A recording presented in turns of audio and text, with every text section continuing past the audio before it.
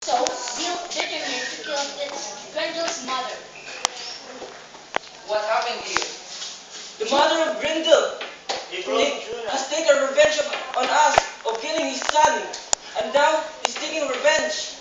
Don't you worry, I will kill the furious monster and I will bring pride to our hair.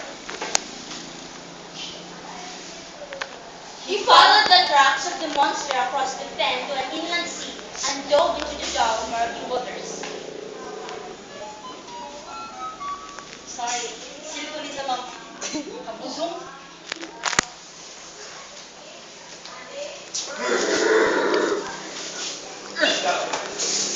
You're going to beat me, you wolf.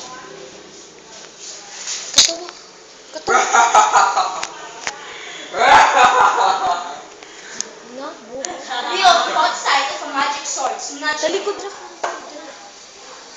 Bill swung it to the monster and killed her. No, you're wrong. He saw her dead before him, and as he cut all of the monster's head, the magic sword melted in his hands.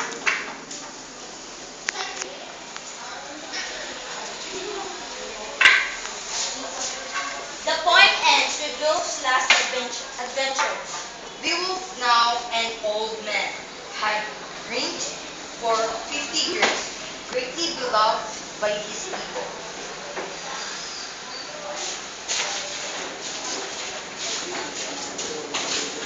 Luna, Apple, Chanel, let's go visit Vivo. Okay. I'm sure that he will share his experience during the time. At least.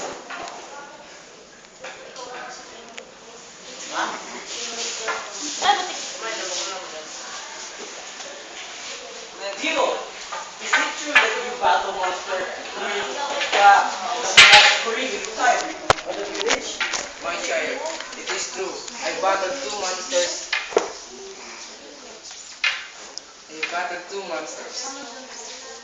Can you teach us your skills?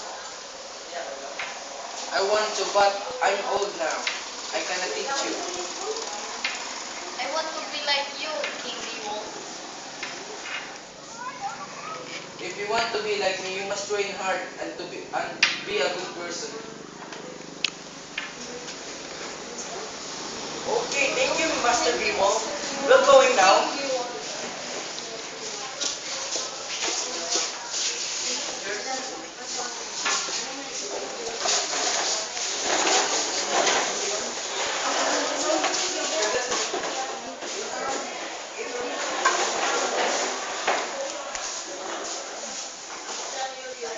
That same night, a dragon, belching fire and smoke, descended upon a village and killed all inhabitants.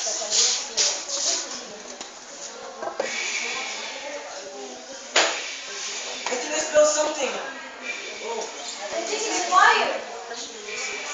There's a fire village! Where's King Beowulf? We need your help! Please help!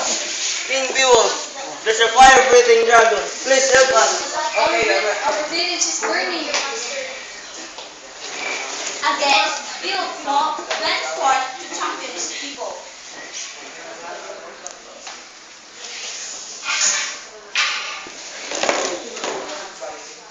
In this fight with the dragon, Beowulf fought the fire-breathing dragon, and although he slew the dragon, he swallowed some of the fire.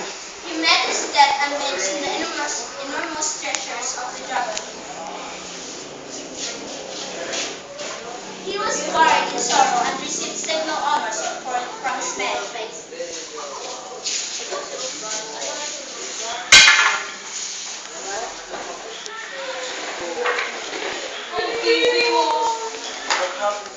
Mr. Beowulf! King Beowulf!